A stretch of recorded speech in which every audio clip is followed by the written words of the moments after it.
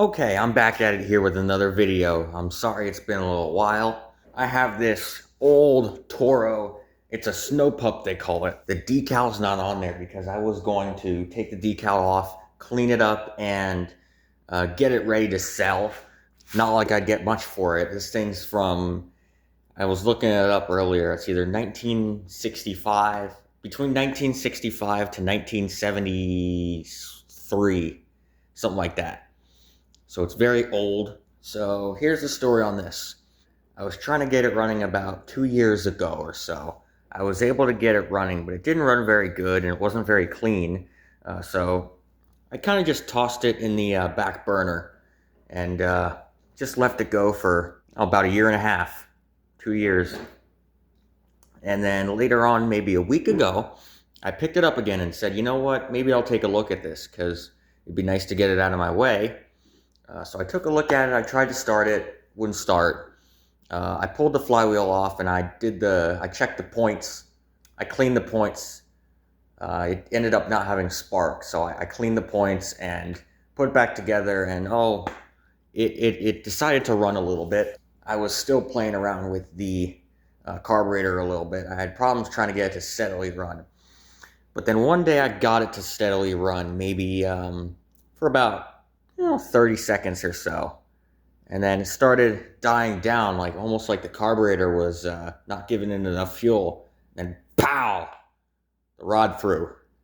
So this snowblower is officially dead. I don't know what was causing that. Maybe the governor was not set right. It has a Tecumseh 2 horsepower. I know all Tecumseh engines, including this one over here on this generator, the Tecumseh 10 horsepowers and the 8.5s. The 10.5s, they all like to throw rods when they go at higher RPMs. So I don't know if these little 2-poppers are the same thing, the little 2-strokes, but threw a rod. So that's that. So what I'm going to do today is I'm going to tear it apart, and I'm going to open up the sump cover of the engine.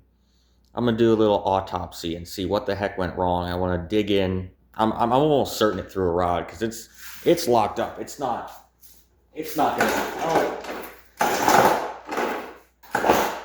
Now it's locked up. Turned about 3 turns or so, and now it ain't moving.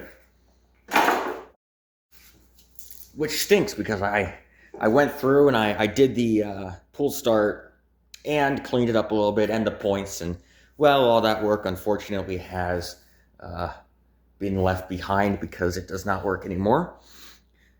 So it is what it is. I'm gonna go ahead and pull it off and see, what kind of damage was done. Just for fun, I did run across the decal for this. It's right here. It's a little tore apart, but that's what it would have went on right there. This is a very old machine here. So one thing I did stumble across, I was looking through here.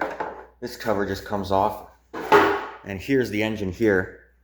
I was looking through here, and I found that in the engine block, there's actually a bolt sticking out of the side of the block. Now, I'm not sure if you're going to be able to see this on camera. I'll try to get it as close as it can be. There, I tried to zoom it in pretty well for you, but I don't know how well it's going to show up on camera, but that right there is actually a bolt that went right through the block. So my guess is that's a rod bolt or something. I want to take it apart and figure out what that is. So yeah. So when I did the points, I actually had the engine out of the snowblower. It's pretty surprising without the engine how bare this thing looks. Looks like just a frame, that's it. But I do know that it's 1, 2, 3, 4 bolts to get the block out. And then I'll probably just end up taking this. Oh, the engine's not going to move, is it? No. I'll probably end up taking this pulley off or something, because my guess is that in order for the sump cover to come off, that needs to go with it.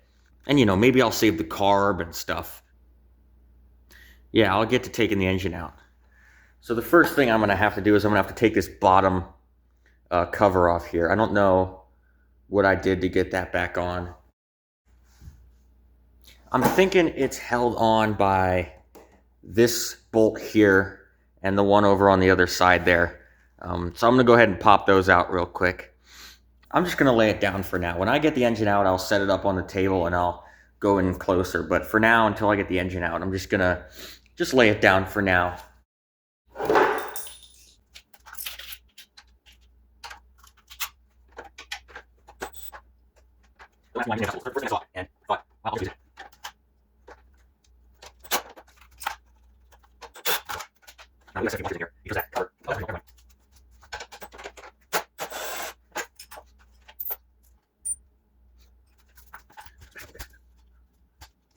All right, now my gas, yep, just gonna fall right out. It's gonna have to go with the pull start. Yeah, I might just cut that rope, to be honest with you, because I'm not gonna be reusing that pull start, so I don't know if I wanna go all in there and take it all out manually. If I need it again, I'll put more rope in, but for now, to be honest, I think I'm just gonna cut the rope right at the cord, because I'll just keep the handle and then I'll throw away the cord.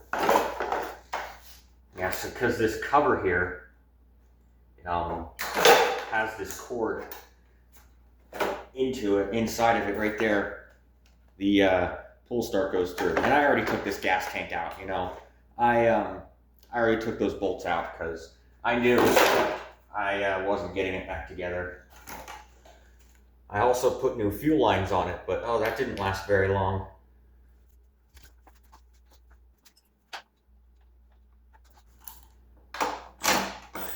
Wrong sentence.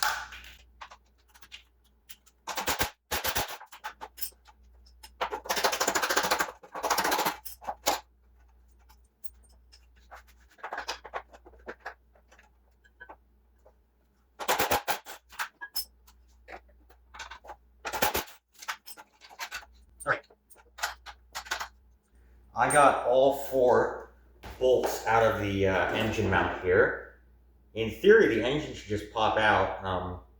I do have to get that chain off. I don't think that'll be too much of a problem. I bet you that engine will just pop out of here now. It should.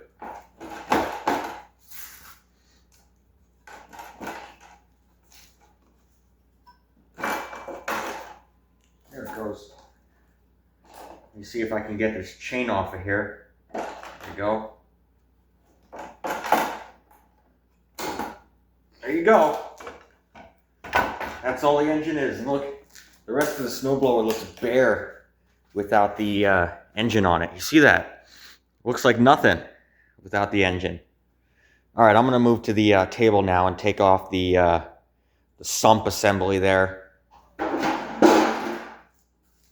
Okay, so for this next part, I'm up on the table here. If you ask me why I'm working on a garbage bag, it's because if I don't, the white table reflects off the light and the engine becomes dark and you can't really see anything. So I'm going to work with what we got. It's just so you can see the engine a little better. Looks like there's a cover down here I could take off then.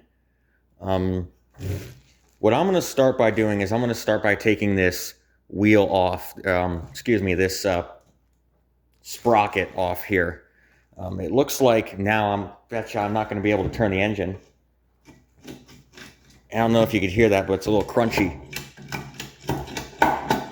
Yeah, very crunchy. Now it's locked up. There it goes.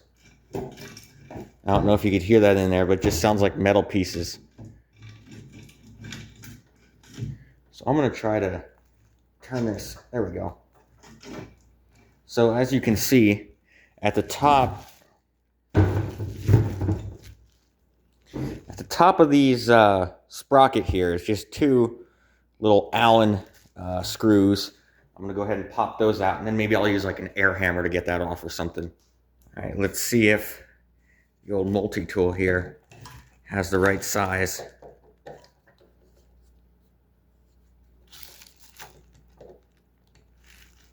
Nope. You watch, it's metric or something. Could be. Yeah, that's the right size. really tight.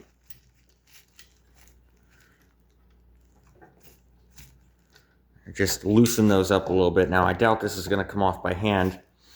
I'll probably have to use like an air hammer to get this off.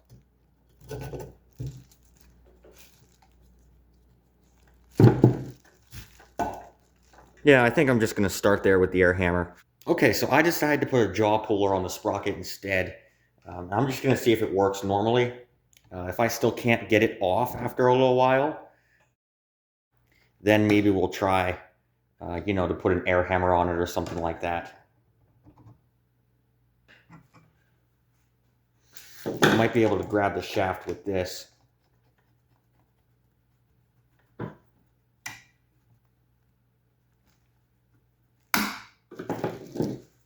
And we'll see what happens. I don't know how well this is going to go, if this is a good idea. Yeah, that's not going to work. Maybe I'll try to put it on like the teeth of the sprocket instead. I don't know. Like I said, I don't really care about this gear, so I don't really care if I screw up the teeth.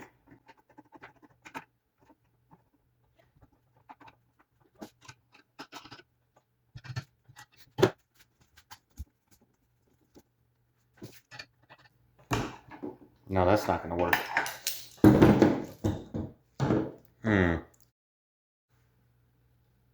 Maybe I'll try to just put an air hammer on the center of the shaft here and just pull up slowly, see if it'll come off that way.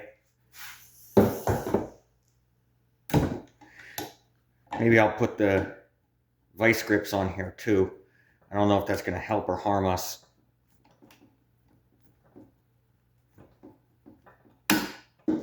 We'll try it.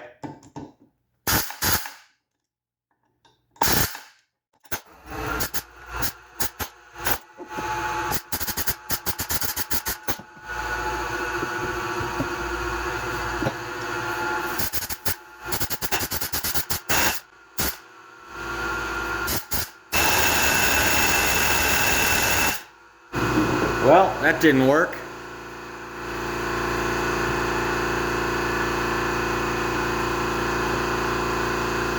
Maybe I'll try to put the puller on again and try it with the puller on. Actually, I have an even smaller puller I can try. This is a smaller one. We'll see if that works.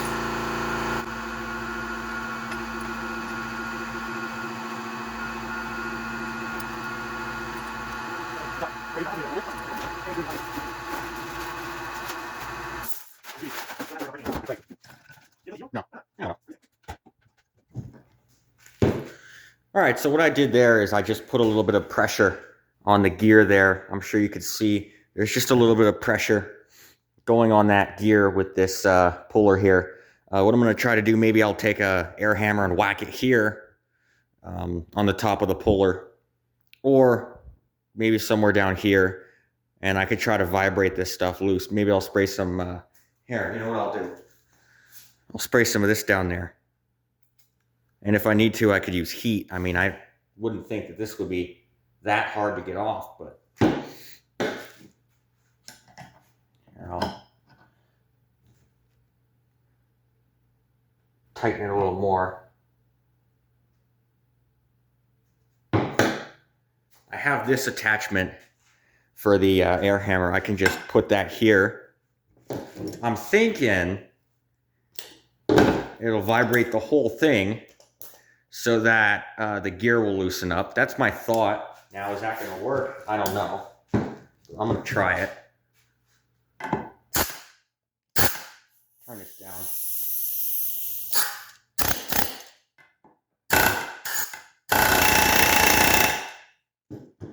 No, that made the puller come off. What I think I'm going to do is I'm just going to stay with the puller and pull it all the way off. We'll give it our best. I can always put an impact on the puller too. Try to take it off with an impact. Now maybe I'll try that.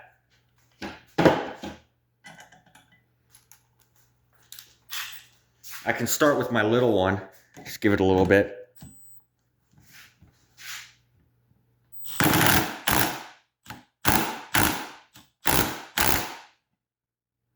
Oh yeah, it's moving now.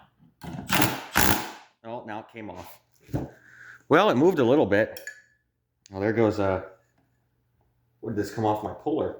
Yeah. I just gotta keep trying this until I eventually get it.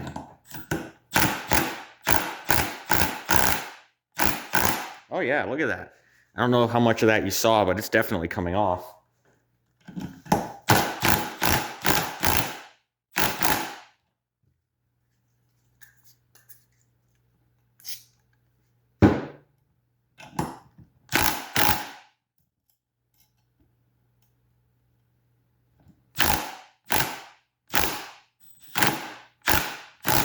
Oh, there goes the puller. Well, I mean, that came most of the way off, I would say. You can see there, that's where it was. I don't know if it'll just come off by hand. I doubt it. No. I'm going to have to put the puller back on it for a little bit. I might have hit the key. That could have been why it knocked off. I'll have to put it somewhere else where it doesn't hit the key. Oh no, I grounded out the puller. I can't go anymore with this puller. I would need some sort of an extension, because what's happening is when I put the puller on there and I tighten the screw all the way, the screw tightens all the way, so it won't come up anymore. At this point, I could probably just try to air hammer it off. I could stick the main attachment right down here, pull it off. Hey! There you go. There's that sprocket. Clean that up a little bit. I'll wipe off the end of this. I'll probably try to take that key out of there too, because oh yeah, there I can. I can kind of move the engine. Doesn't sound very good at all. I'm gonna try to knock that key out of there too. I don't think that'll be too hard. Maybe I'll just take a flathead screwdriver and just pound on it with a hammer or something. Try to knock that key out of there. Shouldn't be too bad. I could always try to punch it out with something like this. Maybe I'll try that. I'll punch it out. So what I have here is a, I think this is still considered a punch. It's not flat on one side, so I don't think this would be a chisel. It's just a punch. I'm gonna try to go at it like this with a hammer. And I'm gonna see if I can get that key out of there so I can slide it out of here. We'll see.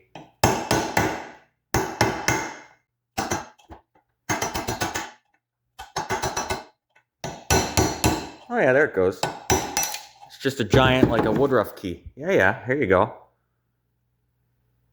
All right. So now, if I wanted to, I could slide, if there's a cover back here. I don't know if there is. On the bigger 4Cycle engines, normally there's a cover here with that seal, a sump cover. It'll pop off. Because this engine's so small, I really have no idea. There's this cover on the back here I could always try to get at, but the problem with that is I need to take this off. So I think what I'm going to do from here is I'm just going to take these 4 bolts out here first, take that cover off, and I don't know if there's another cover back there or not. So we'll see.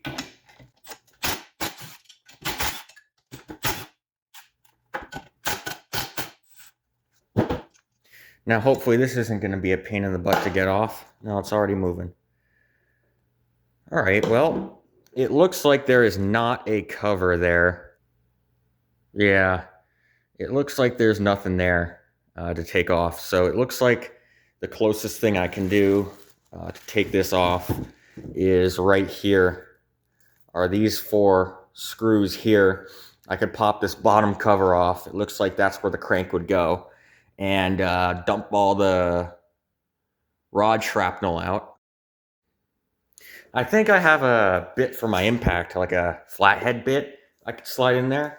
Even though these screws look like Phillips, when you actually go in them, there's actually no slot. Like on a Phillips head screwdriver, here I'll grab one. On a Phillips head screwdriver, it's the screw kind of goes into about here, and there's a little bit of that screwdriver that digs into that screw. Whereas a flathead screwdriver, the screw just digs in. You could see there's a line on that screwdriver right there. The screw only digs in that much, but it's flat on the edge, whereas a Phillips, it's pointed, it's tapered. But these screws, I can't really use a Phillips head on here very well because it's just not going to fit in there because the screws are, they're not tapered on the inside. Whereas a flathead, I know it's only getting 2 of the 4 slots in the screw, but that fits right in there. I bet you, yeah, I could even take them off. So these old equipment, I don't know why they use those type of screws. I'm thinking there's maybe there's a screwdriver out there to get to those screws. Who knows? But this flathead works just fine for me. I always have the impact screwdriver if I really need it. The one that, you ever see those screwdrivers that you put on a thing, and then you take the top and you bang on it with a hammer, and you rotate it, you bang on it with a hammer, and it turns the bottom? I have one of those. I had a outboard from 1968, an outboard motor, 7.5. It was a McCulloch outboard, and it had a bunch of flathead screws on it that nowadays there would be bolts or hex screws there. But they were all flathead screws, and they were all impossible. I couldn't get them off with a screwdriver.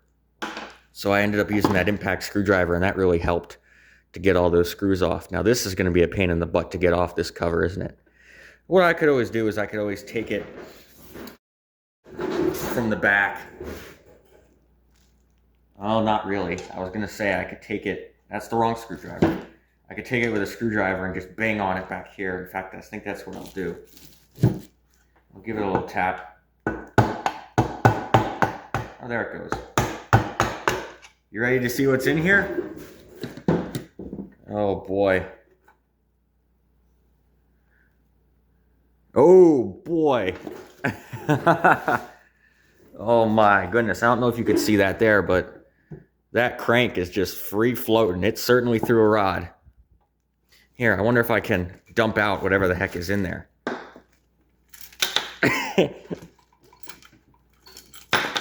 Oh my gosh. I'll say it through a rod.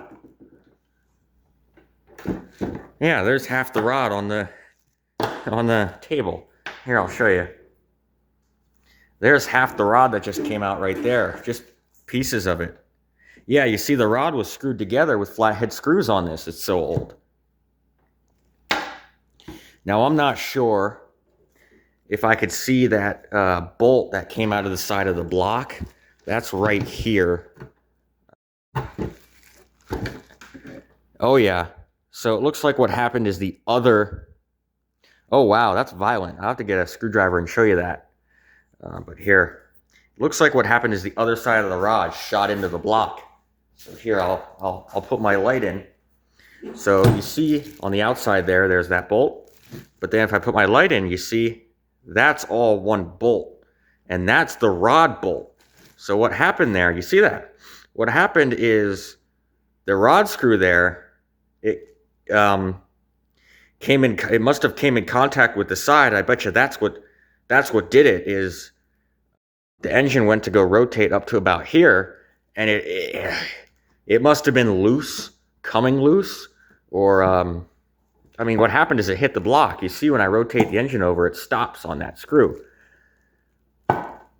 Yeah, I bet you what happened is it stopped on that screw. That's that part of the block right there, and it just shot right through the block, and that's what threw the rod, is when it hit the side of the block. The rod just crumbles. So yeah, that's what happened. It's a shame I can't get to this more. What I'd like to do is I'd like to try to pop the piston out and check that out too. Maybe I could even try to pop that screw out. I think that's what I'm going to do, to be honest. Maybe I'll even try to take the rod out. I don't know. We'll see. But yeah, there's the rest of the rod on the piston there. If I was really desperate, I could go online and try to find a new rod. So here's what I'm going to do. I am going to go to the top of the engine. I'm going to take off the head, the L head there. So I could probably pop the piston out that way then. It should be a little bit easier to pop the piston out that way. Yeah, see, there's more of them flathead screws. I might actually need a stronger screwdriver to get some of those out. I'm not sure. There's half the rod just laying on the thing. You could see the threads even where the rod went. It's just the whole thing just shattered and crumbled all at the same time. So I wonder... Oh, no way. Oh, there we go. Yeah, see, whoop. If I couldn't get those out with just a hand screwdriver, I'd be pretty stuck. I bet you these are just to hold the shroud on. I bet you these don't serve any sort of... Yeah, that's just the shroud. I don't even think I'm going to take the plug out because I'm just going to take the whole head off. It looks like it's held on by 4 bolts here. Now these, I bet you, they're going to be long, but they're also going to be very tight. So we'll see what I want to do about that. I'll try to pop them off now. Oh, no. All right.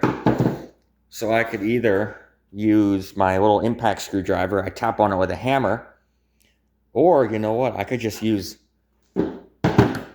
this. I could stick I think I have a flathead screwdriver bit I could stick in it. And that actually might work just as well, even better. Because, you know, it's on an angle and me banging on it with a hammer may not be great. But then I could also strip that screw out.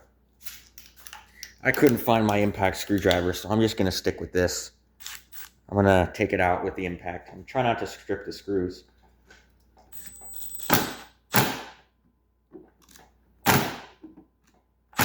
Yeah, see, it kind of jumps out at you.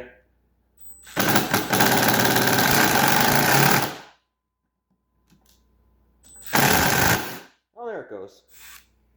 The other thing you have to worry about is if those bolts are going to break doing it this way. But like I said, I'm not putting a new rod in here. This is junk. This snowblower, I think a new rod's worth more than the snowblower, to be honest.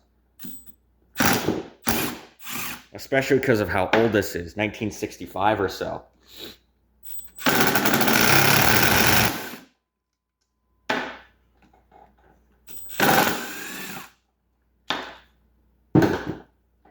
Muffler might come off too. I don't even know where that separates. Oh, I bet you it's just a cap. Yeah. It's just going to come off at the top.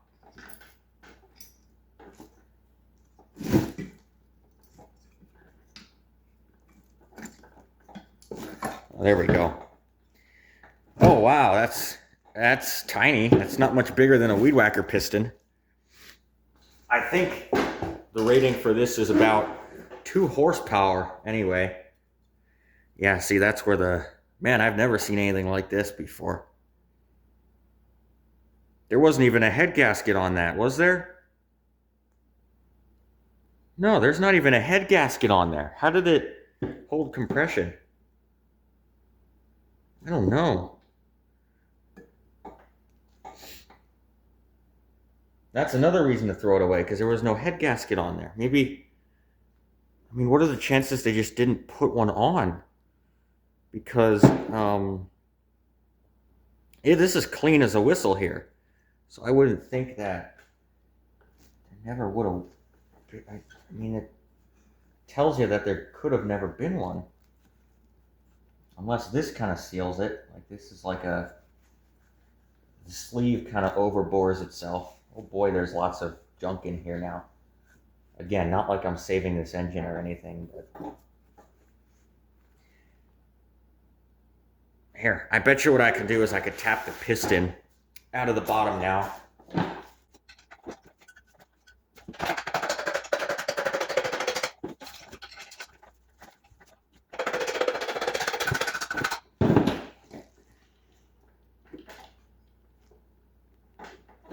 screwdriver is not long enough. My goodness.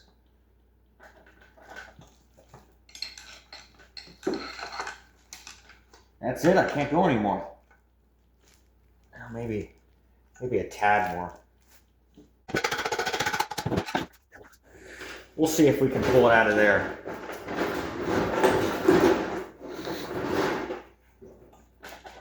Gosh, that's stiff. Oh, I mean, it's to be expected with a blown up engine, I guess, right? Oh, it goes down but won't come back up. Why did I do that?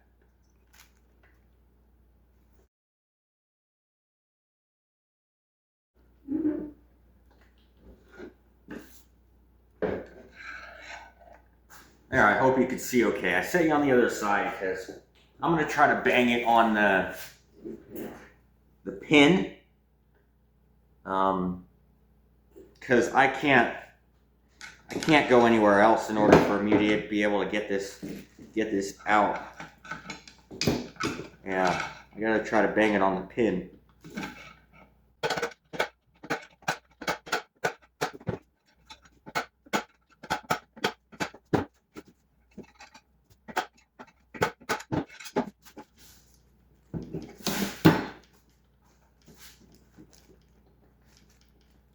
Jeez. I can't believe that won't come out. Oh, there it goes. Oh, boy. Look at that. So when it blew, it flew this way, and it made a big chunk in the piston. Wow. I mean, it's in great shape. I mean, other than that, the piston's in good shape. No scoring. I mean, the cylinder's not too bad. I'll take a look at that later, but you see right, I think it's right here. I wanted to bang on this part because down there, my screwdriver was too short, so I banged on it right here. But that's where that rod broke right there. And like I said, if I were to try to replace that rod, it would probably be the price, if not more, than the entire snowblower is worth, judging by, its age. I don't know, maybe I'll save the rings. Probably not the piston because of that. I don't think I mean, that probably screwed up the cylinder. That'll probably screw a bunch of stuff up that. And oh, there's a dent there too. I don't know if you could see it, but the light kind of shines on it funny. Yeah, there, if you look at it from the top, you see there's a little dent. So, and there's a bunch of junk in there too. So, definitely went out with a bang. My theory is that it was already loose when it blew, because I wasn't running it at a particularly high RPM. It was kind of normal.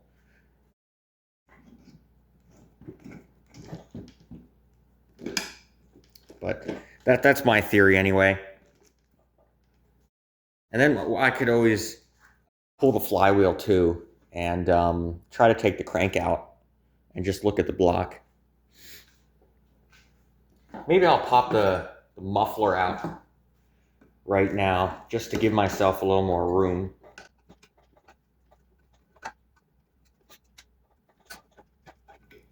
And by the way, I am not putting this back together for any reason. I'm just going to throw it away in a box. Oh, there's screws over here. Oh, I never looked at the piston. I mean, it's scored. Yeah. No, excuse me, it's not scored. There's wear marks on it. It's full of shrapnel. Yeah, it's full of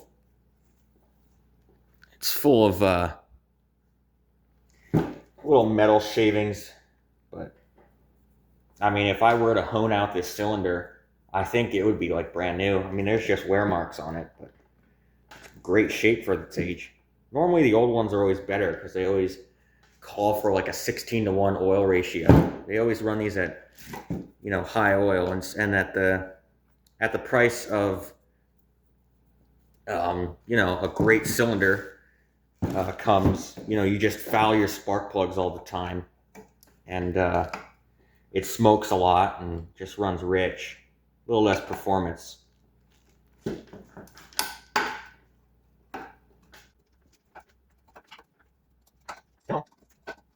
They put these little, I don't know if you could see it from here. I'll show you later then, but they put these tamper-resistant tabs on the muffler. They've done that on everything, really. Lawnmowers mainly, on those Briggs & Stratton, like the Quantum and the Platinum. I think Tecumseh does it too. They put little tabs right next to the bolts on the lawnmower mufflers, so that when you go to take them out, you can't take them out because the little tabs are there. It blocks the bolt from spinning.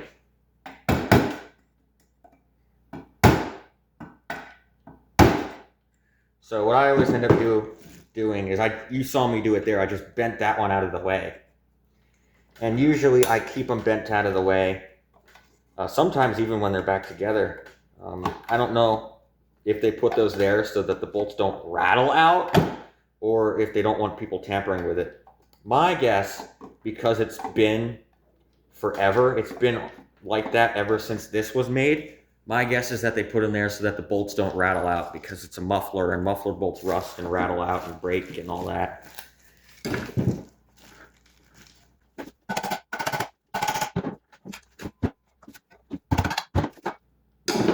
Oh yeah, that's only been used a little bit, right?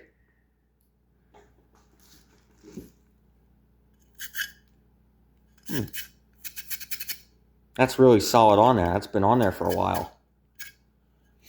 Probably been on there since about 1982 or longer. Oh, this isn't much of a muffler. This thing was really, really loud when it was together. Take a weed whacker and then put a piston this size in it. It was loud. And then plus, they don't have any spark arrestor screens or echo. What they do now is they put a bunch of passageways in the muffler, whereas these guys, they just put this in. Echo puts like a really weird passageway onto their mufflers, so that the exhaust goes all different ways, and sometimes it's a good thing. It makes it a lot quieter, but sometimes when the exhaust screen clogs up, if all those passageways weren't there, it would be a little bit in better shape.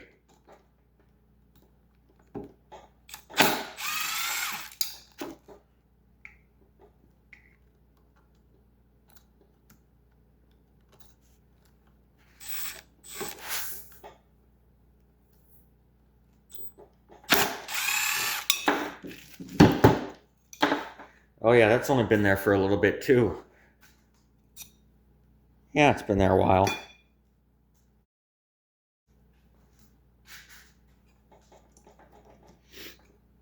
That didn't really help me much. I wonder why they put those. I guess they do it like that so that the piston can go up and down the cylinder better, so they don't have to shape the block that way. Yeah, okay.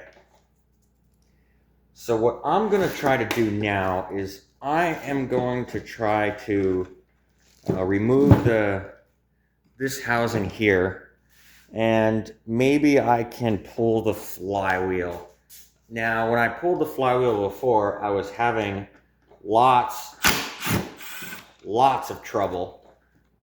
I tried tapping the flywheel screws a million times, and I ended up stripping out a few. So, when you go to look at the flywheel, just know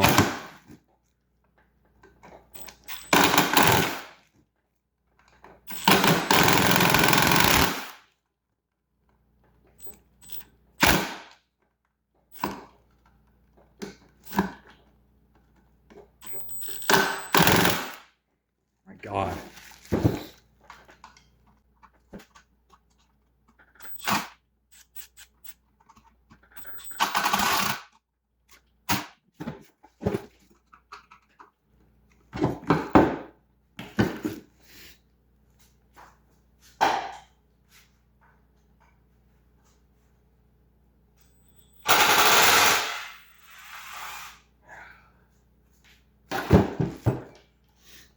Just know that those marks on the, or excuse me, the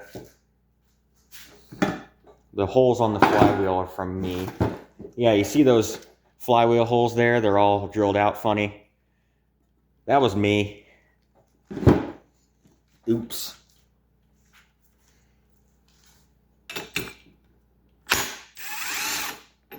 And another thing about this engine I found funny is I don't know if I've ever seen a governor. No, I lie, I have, but the governor is a little special. I don't know.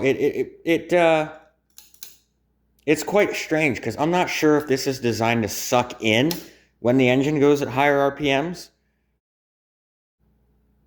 But the fan blades are making it seem like it's designed to go out at higher RPMs, and that spring on the other side here is supposed to be at the opposite side. The only way this would make logical sense is if this is designed to go in when the engine revs up.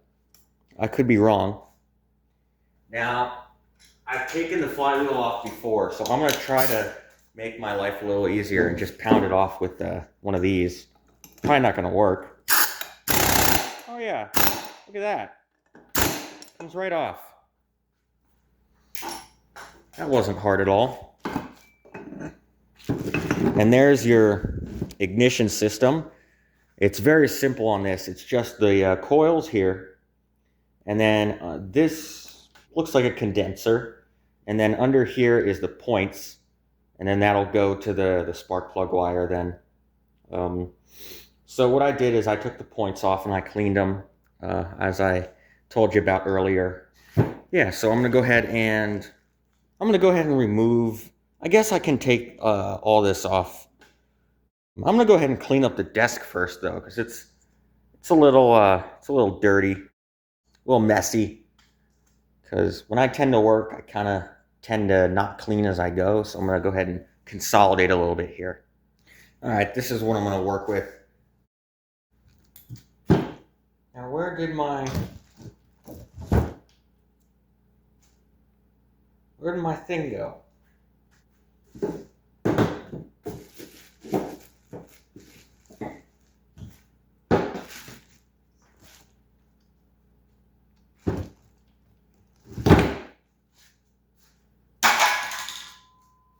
Oh, here it is.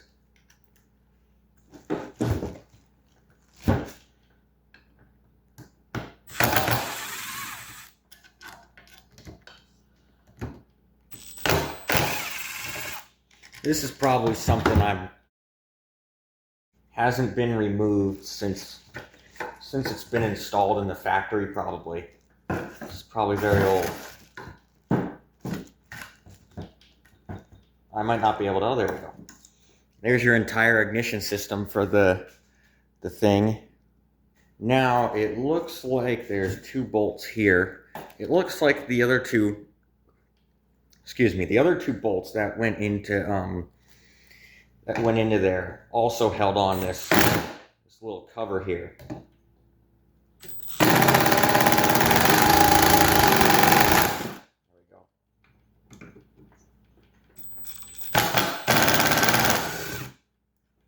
So my guess is with these 2 out, this is going to come off. I would hope.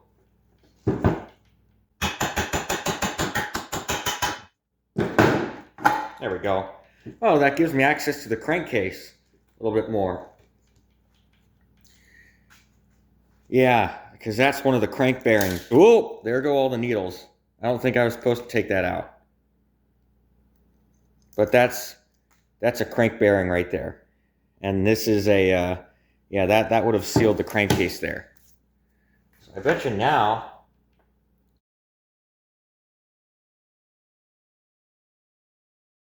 the crankshaft will just pound out.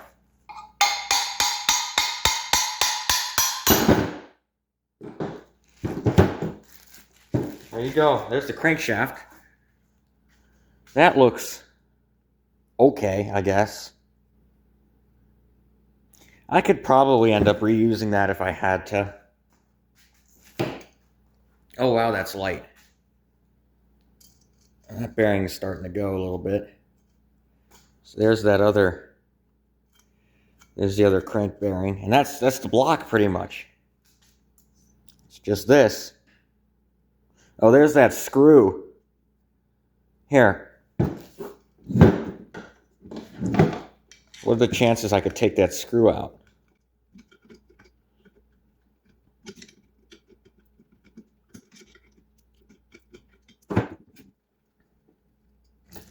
There you go. There's that screw. Just took it right out of the side of the hole in the block. But yeah, you know, if I wanted to use this engine anyway, I wouldn't be able to because of that hole in the block. That's a compression area, I bet you. That sucks in the fuel. I bet you the fuel kind of sucks in. The fuel kind of sucks in from there, from the carb. It goes down in here probably. Or maybe not. Maybe it just goes right into the cylinder. I don't know. But yeah, that's pretty much it. And here's the, I guess, is that an oil seal or is that just a bearing? Or what's left of it? I don't know. Looks like there used to be an oil seal there. It's hard as a rock if there is one.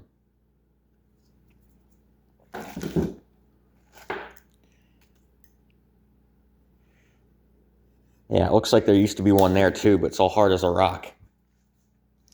All right, well, that's pretty much the autopsy here. I guess I can go ahead and take the carb off while I'm at it.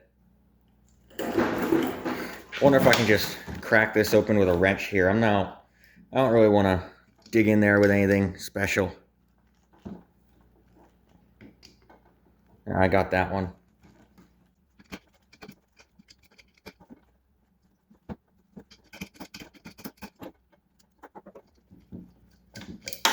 There you go. Pop this. We'll try. Pop this choke linkage out of here.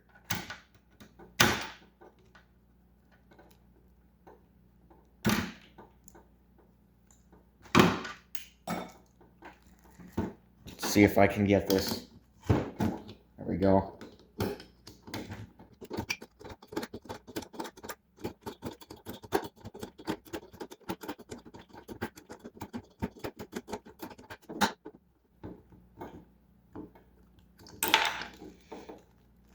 There you go.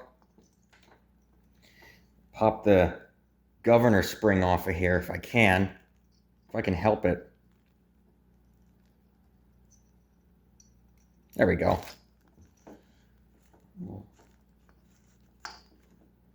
See if we can. There we go. There's the carb off. It's just one of those diaphragm carburetors. I believe I rebuilt this way back when. You could probably fit a float carburetor on here too, if you really wanted to. It looks like they double gasketed this.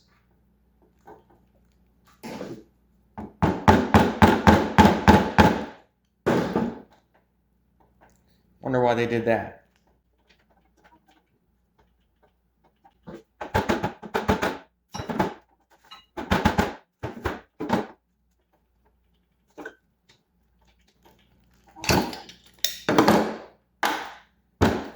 Looks like this thing comes off too. I mean, I'm already at it. I might as well take it off, right? There, hopefully that made it a little brighter. The light reflects off the table. That's why I have the trash bag here. We'll see if that... Oh, there's so much junk on this. It's all going to go in the trash.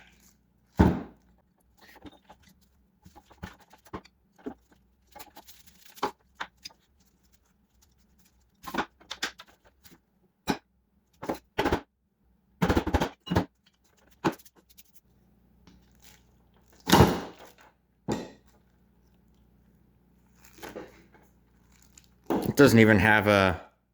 Some two-stroke engines have like a flap here that'll flap. Oh, I guess this one does here on the side here. The little flaps. I'm not exactly sure, to be honest with you, what they're for. I've never seemed to figure it out. They could be little check valves, like anti-backfire things, so it doesn't blow back out of the thing here, blow back out of the intake, because that's never good. Well, anyone needs a Toro Snow Pup block? Here you go. I'm just kidding. I'm not gonna. Yeah, this is all gonna go in the trash. I'm not. This is not something that's worth anything to me because, like I said, I think the snowblower, or I think the connecting rod is probably worth more than the snowblower. Like I said, I'll save a few select parts. The carburetor, I'll save because I'm pretty sure I just rebuilt it. The ignition, I guess I could save too because those are probably really hard to find. The gas cap, I'll save. That's probably about it. Maybe I'll take the plug, the spark plug, but that's about it. Oh yeah, I said I'd take the piston rings, didn't I?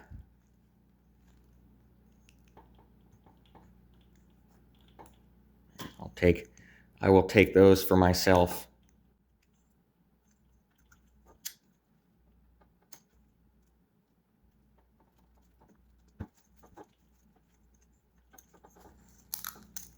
Here we go.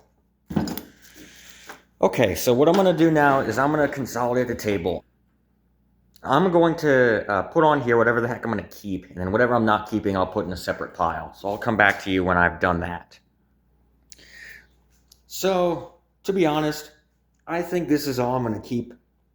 I don't think there's any point in keeping any of that.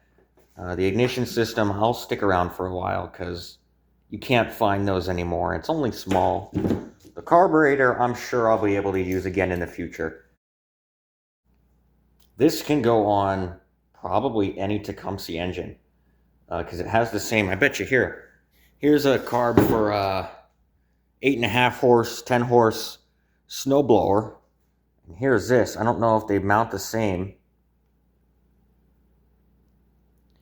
Yeah, they do. I mean, I'm sure you won't be able to see it, but the bolt holes line up. So they mount exactly the same. So I'll be able to use this. If it's for a little snowblower or a big snowblower, I'm sure I'll be able to use it at some point. So I'll just keep it around. And then I took off the piston rings because I don't know how common it is on the old guys, but on the newer guys, they go out because they run at a higher RPM with less of the oil. So piston rings I've been finding on the newer 2 cycles, like really new, like 5 years or newer, they go out. But like I said, I'm not going to find a Tecumseh engine where they stopped making those in like 2008, I think. So I don't know. I'll keep them around. And then the sprocket I'll keep around because I'm sure those shaft sizes are universal. And it's small enough. And all the bolts I have, I don't know if I ever showed you, I have bins I keep my spare bolts in. Everything I take away, I always keep the spare bolts.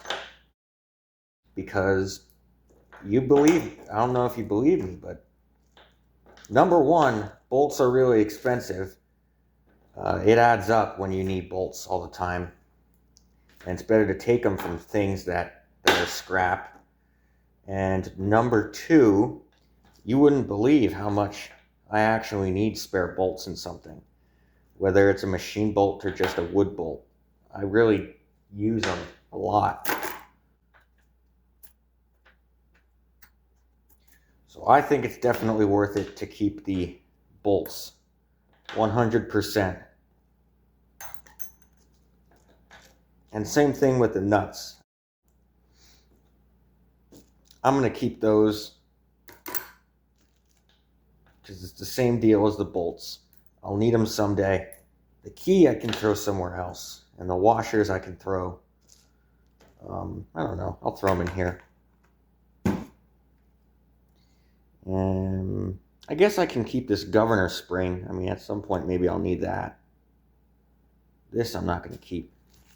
And then over here, you can see I tried to make a pile, the most I could, of the leftover remnants of the connecting rod. I'm going to throw that away, then I just wanted to show you what I could kind of find and how the rod shatters, especially when it blows like that. All right, well, there you have it. That is all that's left of this Toro Snow Pup snowblower. It was a fun journey taking it apart and seeing what went wrong with it, figuring out where that hole went in the block there. Yeah, it was a fun journey, and I'm sure there will be many more, unfortunately, but let's hope not. Let's hope that, we can fix them all instead of take them apart. But it would have been nice to get this old thing running, but not like I would have gotten any value out of it anyway, because it is. I wish on the serial number it said a manufacturing date. I never looked at the engine plate. On the engine, there was this little plaque here that came with the engine, indicating, I don't know, maybe it could have indicated a year. The 60s and 70s, so 1974 could have been a year. 1961 could have been a year.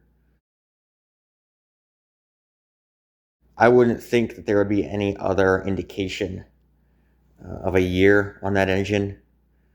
So my bet is it's going to be, I don't know, because these snow pups were made from 65 to 73, I think, and neither of them match. 74 is close and 61's close, but I'm afraid we're never going to be able to find out the true year this was made. There's also a plaque on the body itself here, but I can't find any sort of a year that it was made, either on the serial number of the frame here. Oh well. Well, we had fun, right? That's the whole point of it, right? Is to have fun. Well, thank you very much for joining me on this fun journey, taking this thing apart and seeing what went wrong. Maybe I'll do a few more spring videos coming up in the future. I want to start getting back into the groove of doing more videos. It's just, there's been a lot on my plate. But yeah, maybe I'll do some more 2-cycle videos. I'll have to run to the junkyard and see if I can get some more 4-cycle equipment. I don't have too much right now. I have lots of 2-cycles, so I'll have to see if I can get some of those for the future. But for now, thank you very much for watching, and we'll see you on the next one.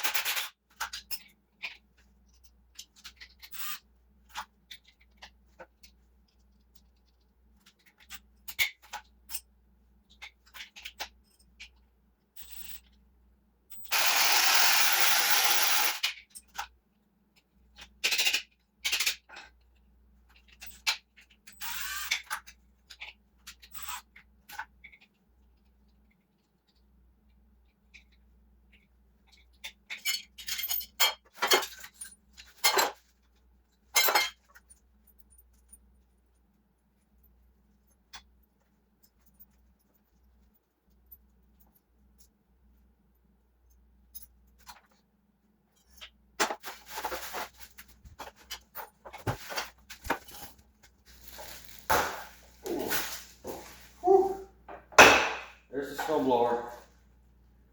Bag's probably about 30 pounds.